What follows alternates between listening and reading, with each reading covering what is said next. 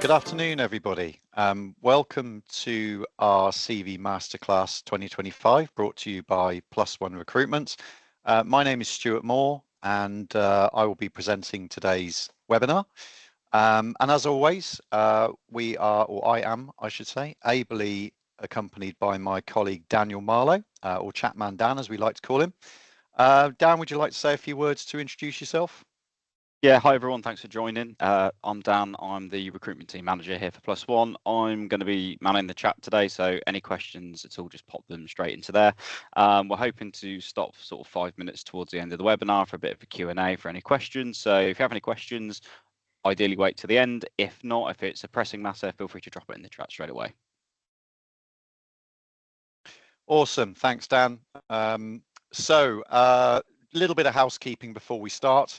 The first thing I need to let you know is that we will be recording this webinar and we will be posting it on our social pages, probably our YouTube channel, I should think, in the next week or so.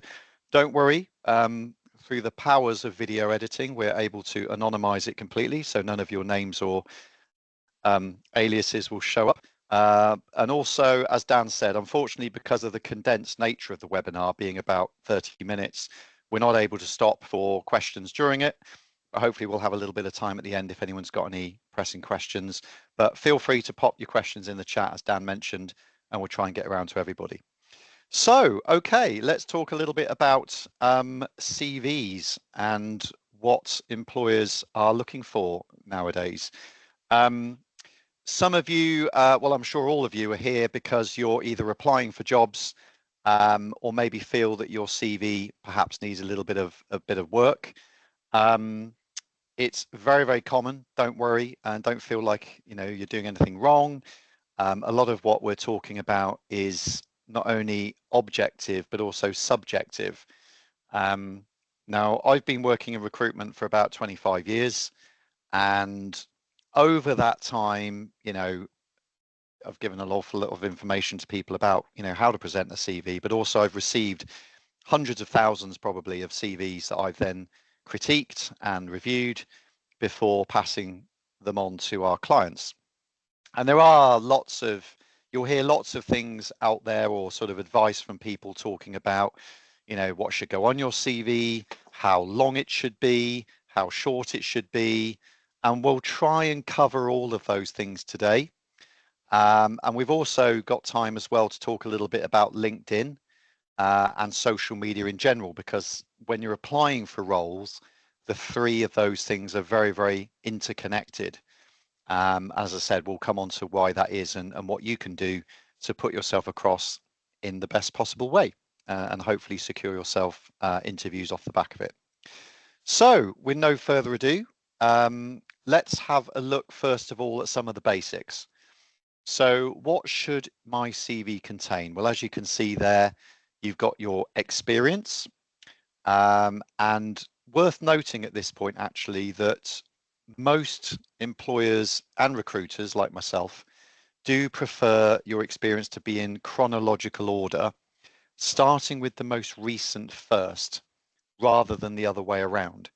The reason for that is we like to see, or what I should say is that a lot of your, I suppose a lot of the critique about you as a candidate is going to be based on what you're doing now. So how relevant is your most recent experience? So let's say the last 2 or 3 jobs to the position you're applying for. If you're of a certain age like me, probably people aren't that interested about what you may or may not have done 20 years ago. Now that's different for qualifications and education, of course, but in terms of work experience, if you designed mainframe computers for IBM in 1998, possibly not going to be quite as relevant for going for roles in things like cybersecurity nowadays, with the platforms we're using. So do make sure it's in that order for a starter. We always like to encourage people to have what we call a profile at the very top of your CV. So this is generally a paragraph, no more than perhaps 3 or 4 lines or sentences, that just tells the reader a little bit about you as a bit of a entry point to the rest of your CV. Again, it doesn't need to be terribly detailed. It could be, just a little bit about yourself, why you're on the market, a bit about who you are as a person, and what you feel you could bring to an employer. But we'll come on to all of these things in a bit more detail shortly. At the bottom of the screen, you'll see my note about the 7-second rule. Now, you may or may not have heard this before, but on average, that is the amount of time somebody who looks at your CV will take to make a decision as to whether you're relevant for them or not. So 7 seconds. And I suspect that for a lot of people, it's probably shorter. So I guess think of it a little bit like social media. If you're scrolling on, TikTok or Instagram or YouTube or whatever platform takes your fancy, if something doesn't stand out in that first few seconds, you're probably likely to scroll past it.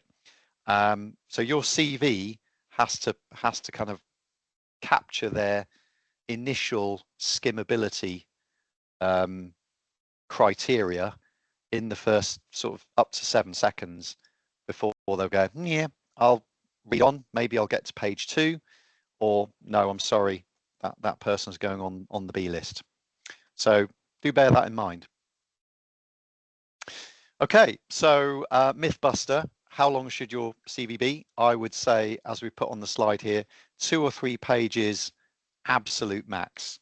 Don't worry about going over 1 page. Like I said earlier, if you're of a certain age and you've had multiple jobs and you've had quite a sort of established career, you are going to struggle to get any kind of meaningful detail on a CV that's less than 2 pages. And then, of course, you're at risk of not putting enough content on your CV so people don't realize you have the experience they're looking for. Likewise, we've had a lot of CVs in the past that have gone 6-7 pages plus. And yeah, not only is that a lot of printer ink, which most businesses are trying to reduce nowadays, reducing their carbon footprint and the cost, but also, yeah, as I said, employers are only really interested in what you've done in the last kind of few jobs, unless you've had a lot of temporary jobs that cover a short space of time. So a little bit like what I said just now about, capturing attention. If your CV's 2 or 3 pages at maximum, the most important thing is that you've got all of the kind of important key words and sound bites, and I guess you'd sort of say headline information on page 1. Because if it's not on page 1, there's a fairly high likelihood they might not turn over to page 2. So do make sure that if you've got any particular career highlights, or you've won any awards, or even if you just want to shout a bit about yourself on your CV, make sure those things are at the top of page 1. I am good at XYZ. Make it really clear, okay? Because like the old saying goes, you only get one chance to make a good first impression. The same is true of the first time someone reads your CV. You might have read it hundreds of times and be sick to death of editing it and reading it, but that's not the same for the person receiving it. So again, just bear that in mind. Okay, so going a bit deeper into these sections, as I mentioned before, the profile, the opening paragraph is 4 to 5 lines about you. I've put on there about cliches. Now, as I said at the beginning, we see a lot of CVs. I'm talking hundreds in a week sometimes.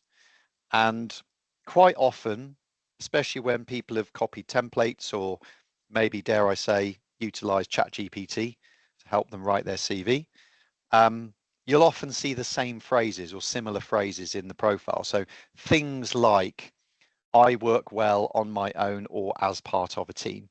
Okay, fine. I think if I had £1 for every time I'd seen that in a CV, I would probably not be speaking to you here. I'd be sat on Necker Island somewhere sipping a cocktail. But that may be true. You might well get on well as a solo agent or as part of a team. But what does that really say? That kind of says, well, I can just do either. So fine, whatever. It's quite a vanilla statement. It doesn't make you particularly stand out. Again, things like, I'm career oriented, I am a go-getter, again, those things might be true, but just try and use authentic language, I suppose. If you wouldn't normally call yourself a go-getter to your friend in the pub, which, if you said, hey, I'm a go-getter, you might get a weird look. If that's not the sort of language you normally use, don't use it. Try and be authentic and try and be your real self here, because again, a CV is a slight window into your personality, not just what you've done in work and what you've done at school. So yeah, just try and be original and be authentic. Employment experience, as we said, chronological order, please. And in terms of how much content you should put on there, assuming we're going for a 2 or 3 page CV and we're interested in the last, let's say 10 to 20 years, we'll probably break it down to about half a page of A4 per job. Okay. Now, if you've been in the same job for the last 10 to 20 years, fantastic. That's great. This might be the first time you've been on the job market for a long time. And it might be appropriate to put more than a page about your time with the company, because perhaps during that time you've had multiple roles in the business, or maybe you've been promoted once or twice. So again, think of it as a story about your journey with that particular employer. So you might have started off as a accounts assistant and you may have left as finance director, and all of the sort of the colourful parts of the journey in between. As I mentioned earlier, make sure that any kind of noteworthy achievements are on there. And I know sometimes people struggle with this because a lot of people don't like to think they're kind of bragging about themselves. But really, this is the time to do it. If you're quite modest and you don't like, banging on about how great you are because you don't want to appear to be, that person, honestly, don't worry. This is the time and place. And we're not talking, writing essays about how wonderful you were and how everybody loves you and all of this. It needs to be quantifiable. And what I mean by that is, in any role, there will be measurements against performance. And if it's sales, then it's quite black and white. You hit your target or you achieved 130% of your annual revenue, and that was great. It could be something a little bit less black and white. It could be that you won an Employee of the Year award, perhaps a couple of years ago, or maybe you had some sort of other internal recognition. Or it could be something like a positive customer review, where someone's posted on Google a 5-star review about the service they got from you. Now that's brilliant, because that's something you can literally screenshot and put on your CV or add to your LinkedIn profile as evidence. But whatever it is, just make sure you're putting it in this part of your CV. So here's an example of what I'm talking about. So this would be my CV if I was on the job market. And I'm not doing this to be braggy or anything like that, but this is kind of how I would lay it out. So very clear dates, what my role is. A paragraph about the business is quite useful because it helps contextualize the type of business you're working for now, especially if the company you're going to, hopefully, is of similar type of business or work in similar markets. So it's, again, a really good opportunity here to tell them a little bit about the business, but also a kind of general overview of your role. And then you'll see I've set out my duties and responsibilities. I've tried to be succinct given the amount of time I've been in the business, 20 years. And I've tried to put the key parts of my position down in about half a dozen bullet points. So I'm not going into War and Peace. I'm not going into too much detail, but there should be enough in there for someone to skim it within a few moments and get a general flavor for what I'm all about and what I do. Okay.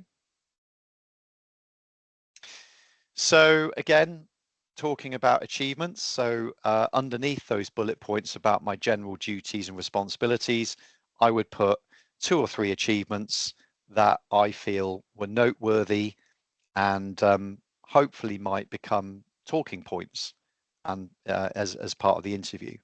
Certainly if somebody presented their CV to me, I'd probably go through it with a bit of a highlighter pen or a marker pen beforehand and just circle a few bits that I'd like to go into a bit more detail with during the interview.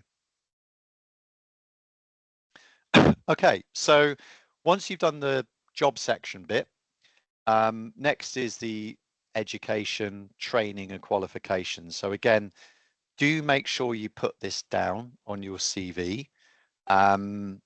Any formal qualifications you've taken, but also any courses you've done as part of either your job.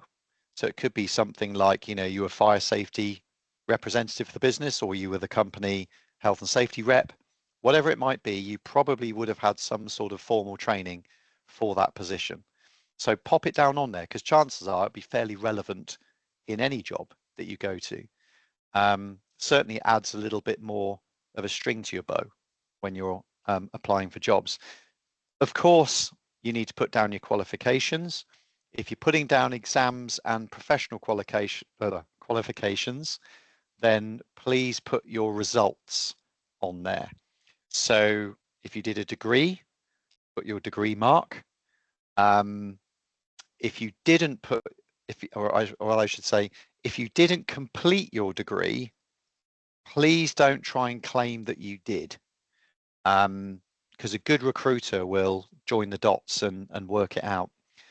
So again, sometimes I've seen people say, I don't know, bachelor's degree in whatever, and then looking at sort of dates and things like that, you sort of go, okay, well, doesn't quite work, because according to their CV, they've been at uni for only 2 years. So what's the deal there? So again, just try and be transparent on your CV, because if you have to explain an omission or, let's be honest, a bit of a blag during an interview, that's a bit of a hole that you then have to climb out of. And like I said, a lot of recruiters will join the dots, especially when they sort of check social profiles and things like that. So again, just be honest. On that note, with regards to dates, if you are worried about ageism or any form of discrimination, and therefore you're slightly concerned that if you put your dates of education on your CV, that you may be discriminated against, because whilst it shouldn't happen, we all live in the real world and sometimes it does, then fine, just take the dates off. No one's going to ask you what year you went to school. Hopefully not nowadays. But if you're conscious about it, do take it off. In all honesty, we don't come across discrimination in general very often. Certainly, ageism is quite rare, I would say. So, I'm sure there may be some other experiences here in the room, but like I said, if you're in any doubt, then just take it off. It's more about the qualifications and the results that are important. Okay, and one thing I quite like to see on CVs, it's not a prerequisite, but again, it adds color, is just a little bit of info about you. Please, please, please, please do this one thing. Make sure that you put where you live. It doesn't have to be your full address, but just the nearest town. But also, please make sure you put a contact telephone number on your CV and an email address. You would not believe how many CVs we receive that have neither on there. So you are scratching around as a recruiter, trying to find a way of contacting this person. Usually we end up having to connect with them on LinkedIn and reaching out to them, which of course takes a lot longer. So if you're applying for a job, please make yourself contactable. Bit of a 101 on that one, but again, as I said, we do get lots of examples where that doesn't happen. And sort of lastly, hobbies and interests. So, anything really that adds further color about you as an individual, I would encourage you to put on there.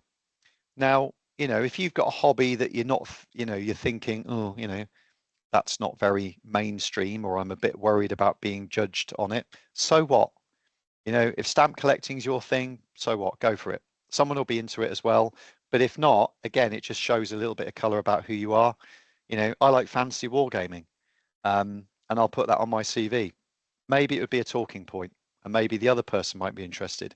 If you're an Arsenal fan, I feel sorry for you, but don't feel afraid to put it on your CV. You never know, there are other Arsenal fans out there.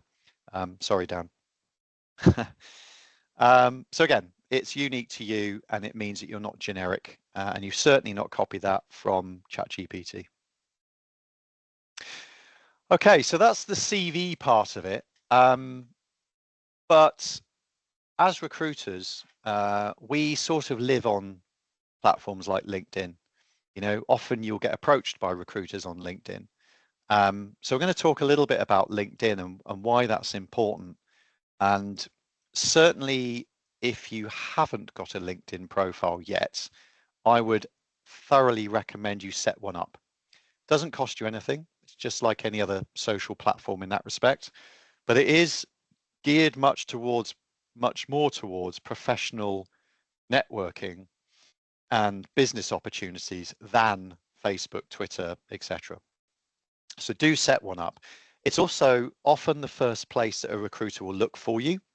So those of you who've been lucky enough to have had recruiters message you in the past and say, hey, Joe or John or Jane, I'm a recruiter. I've just come across your profile and I've got an opportunity I'd like to have a chat with you about. Now, fine. And we do it a lot, of course.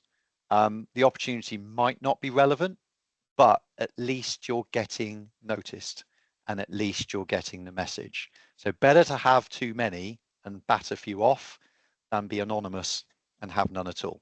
So that would be my recommendation. But I would also suggest you spend a little bit of time, certainly before you're hitting the job market, just make sure that your other social platforms, namely any that you don't have locked down, I'm talking about Facebook, yeah, mainly that one, to be honest, possibly TikTok, that you haven't put on anything on there that you wouldn't want your mother to see, put it that way. Okay, so why LinkedIn? As you can see, over 1 billion users. It's the largest recruitment networking platform in the world.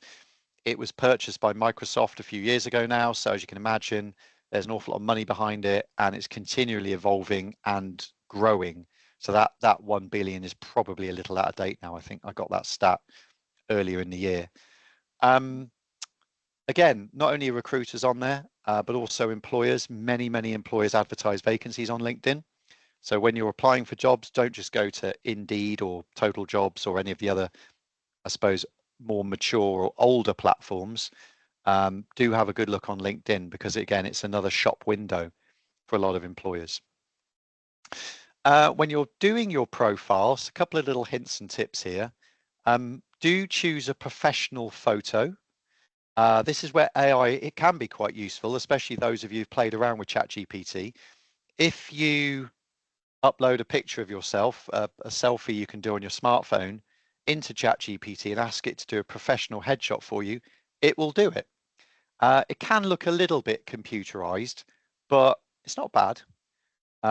Equally, if you can use like a free version of Canva or another design program, again, relatively easily, you can create a nice headshot of yourself, and it hasn't cost you anything. So that's good. So pop that up there as well. And when you're writing a bit about you at the top, your headline, I'll show you mine. You can see professional photo that's reasonably recent. That's the other thing. Don't try and catfish people. Managing Director, Plus One Recruitment. I'm a recruitment agency specialist. So bang, really clear there, exactly what I do and what my job is. I don't want to have to let people be spending ages rummaging around my profile trying to work out whether I'm a marketing person or a salesperson or a software developer, what it might be. It does what it says on the tin, and that's really important. As well, if you can, now obviously I've got a branded image behind me there as my banner, but try and pick a banner image that is somehow relatable to your profession. So if you're an accountant, you could have a nice, corporate looking accounting image. You can probably find a free image on Google. Or maybe you've got maybe you're a designer and you've got some stock photography, or you're quite creative, and again, you can use something like Canva to create something unique for you. But again, spend a little bit of time, couple of hours, getting this looking right before you start applying for jobs, especially if you're applying through LinkedIn, because this really then becomes your landing page. If you imagine this is like your website, this is the first thing that people are going to look at when they're checking you out. Okay, just a few finishing touches. We've got a couple of minutes left before we open up any Q&A. Do spell check. Okay, we probably get, I don't know, Dan, what you think, but I would say at least 10% of the CVs that we get still have Americanizations, so lots of Z's where there should be S's. I get it. Microsoft tends to default to the US English, but it's not English, and it could smack of either you're not proofreading your CV properly, maybe your grasp of English isn't as good as maybe they're looking for, or yeah, it could be, dare I say, a little bit lazy perhaps. And often, unfortunately, it's these sort of real basics that trip people up on CVs. So do that one. Proofreading, if English is not your first language, or your one, I mean, just ask a friend, or someone that is pretty good with words, to read it through for you, and ask them if there's anything that really sort of stands out negatively that you should tweak. I mentioned don't lie. Make sure your dates are correct. Again, a good recruiter will scrutinize your dates. And if you are going to add a photo, try and make sure it matches with your LinkedIn profile. I generally recommend people don't put photos on their CV. It's not really necessary. And then finally, the last point is really relating to, sometimes if people are quite creative and they want to put sort of swirly patterns and things like that all over their CV, that's fine, but it can sometimes detract from the content. So you might be a graphic designer and want to show off your skills on your CV, but try and keep it to a kind of a bare minimum, and maybe save that for the portfolio. The most important thing, it needs to be easy to read, eye-catching in terms of the written content, and well laid out and skim readable. Remember that 7-second point I made at the beginning. So hopefully that has been of some use to you guys. I am going to now attempt to open up the microphones. So if anybody would like to raise their hands, now you can raise your hands in the usual way by hitting the hand icon at the top. We're going to open up the floor to any questions. Just so you know, Stuart, there is a question from Anna that came on during the webinar, and it was referring to the point of where you were writing a brief description about the company that you work for. Okay. Anna's question is, can you not put or use hyperlinks taken from the company's website to save room instead of giving the brief? Yeah, that's a great idea. And I've seen that on other CVs. So I would still put a sentence on the CV if you can, just a very brief. It could be I work for a food processing company that employ 1,000 people in the UK, and I'm a manufacturing manager at the Banbury site. Something like that. Only because some people are quite reluctant to click on links that they don't necessarily trust. Now, I appreciate the name of the employer might well be in the hyperlink, but some people would just prefer not to click on random links. So again, we're trying to make it appeal to all audiences. So I would still put a line about it before the hyperlink. And also just on that, if the company, a former company you have worked for, and if it is a bit further down on the CV, has possibly gone into liquidation or administration, they may no longer exist. So there's 2 points to that. Yeah, so again, you could put the line of information, but of course not put the hyperlink. You could even put in brackets, company now insolvent or liquidated in 2001 or whenever it was.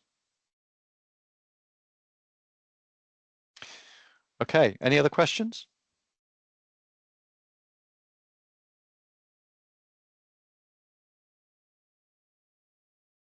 think Sue Wilson's got a hand up. Yeah, I can see. Yeah. Yep. Hello, Sue. Hi. Just a quickie. What's the situation with jobs that, for one reason or another, you've only stuck for 2 or 3 weeks? Should that go on CV? It's a good question, and yeah, I mean, look, we've all had jobs in our careers that we've known from day one are just not right. Okay, for whatever reason, it's just not been the right fit. I would say it would depend on whether it's happened before and how often. So if you've had a couple of recent positions, for example, that have been pretty short, and let's say the last one was just maybe a week or two, it's a fine line. I don't want to encourage anyone to lie. I've seen it where people have put on their CVs that it was temporary, you know, as a workaround. If you were there for a few days, probably not worth putting on the CV, if I'm honest with you, if it was really, really short. But if your previous job, let's say you were there a year or two, then I don't see the harm. And if I was receiving that CV, I don't just look at the last job anyway. I always go through the last page or two. Obviously, I don't know your individual circumstance, but it's easier to be honest. It's a bit of a difficult one, isn't it? It's a case of, if I put it on there, are they going to contact that company? Okay, well, firstly, no one is able to take references up without your express permission. Right.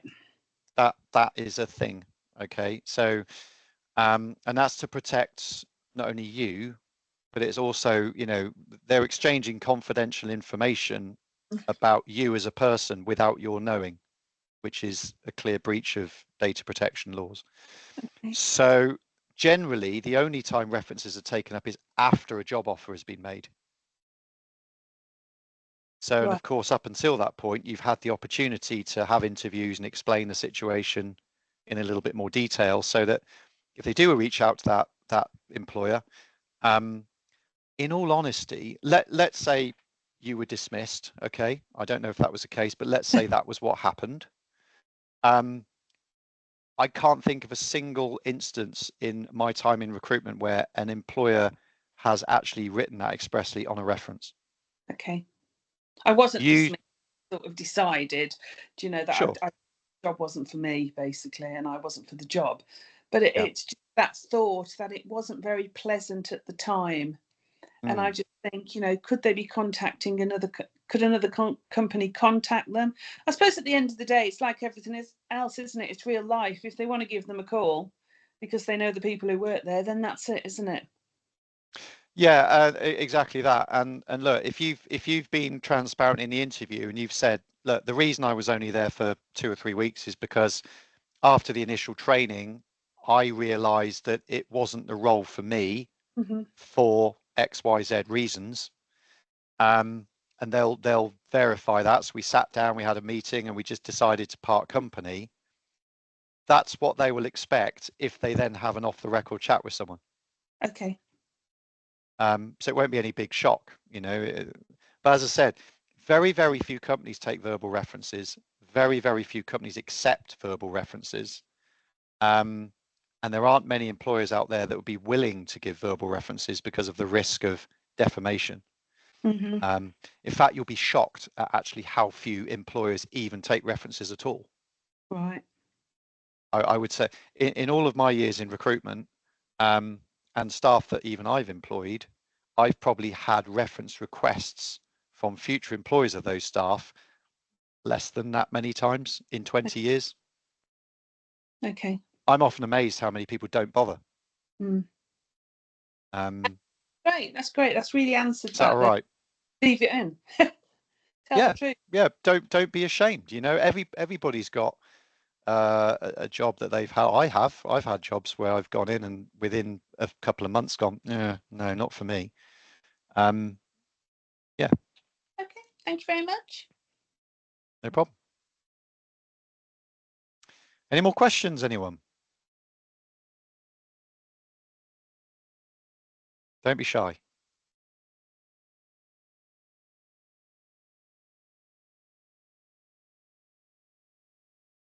Any more in the chat, Dan? Not at the moment. There was one from Anna which I've answered, which is absolutely fine. So yeah, I think that's it. Oh, someone's just popped up. What? Joshua has just put a message up saying, "What if I have all this on my CV and I don't still get called in for an interview? Is there something I'm not doing right?" Okay. Yes and no. Obviously, I'm sure you all know that it's highly publicised. The job market is a little tougher at the moment for people. There are less opportunities around than there were 12 months ago. So we are getting a lot of people that are saying their experience is this. There's a couple of other things you could do which might make you stand out.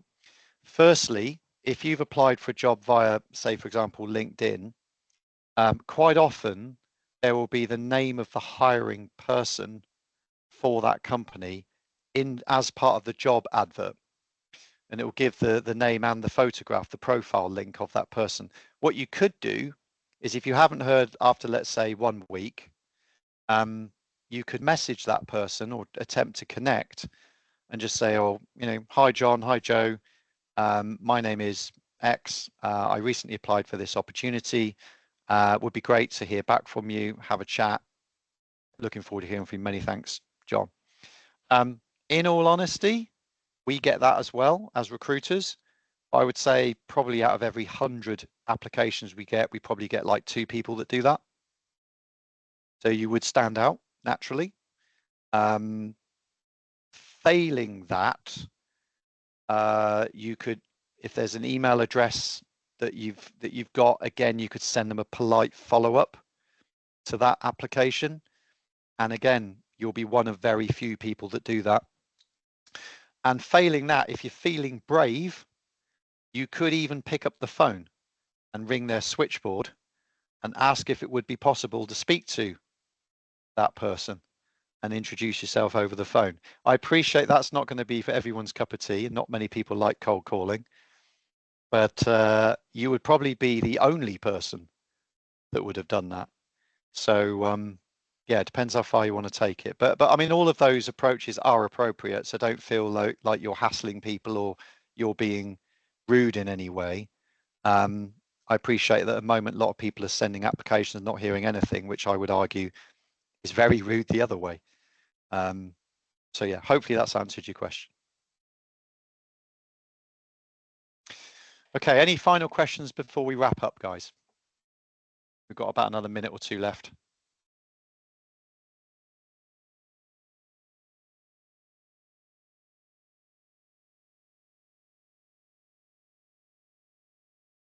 Is that another question in the chat?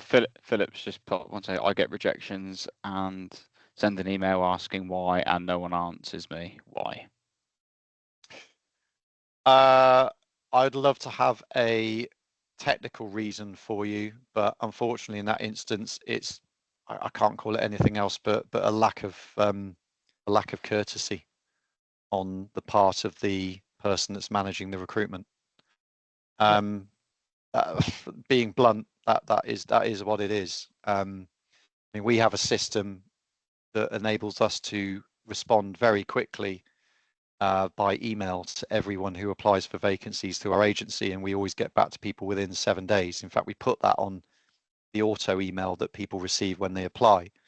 But yeah, we're hearing this a lot, and unfortunately there's nothing that compels anybody to respond to an email.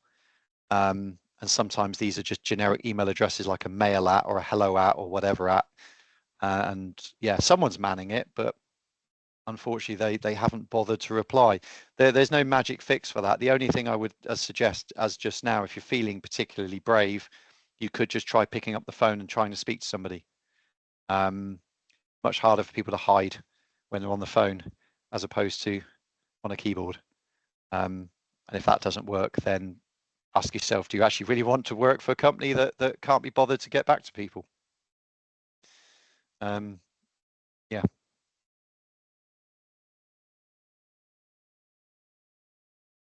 Okay, we got 1 more minute, guys. So if there's any quick questions before we wrap up, like I said, we'll be posting this on our YouTube channel in the next few days.